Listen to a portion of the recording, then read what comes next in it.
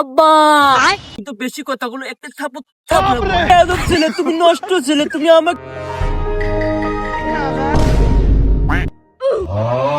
এই মাদারচোদ থাম, তুই দেখিস না রাস্তার মধ্যে ঢাকে দিয়েছে। এই মাদারচোদ এই ওই বে কাক ডাং বাজাস মই তো এই বে আয়। এই মিয়া, তুমি আমাকে ঢেকে দিয়ে গেলে, তোমার তো আমি বুঝলাম না কি সমস্যা, কি তোমার এলাকায় আসছে থেকে আমার সাথে গরম দেখাও নাকি? তুমি কে? তুমি তোমাকে তো আমি চিনলাম না। হোয়াই কিরে তোর এত বড় সাহস, তুই আমার গ্রাম আসি আমার হাতে ডাঙ্গা ছিঁড়ে যাবার চাস? রান্না টান্দা খাসিস নাকি?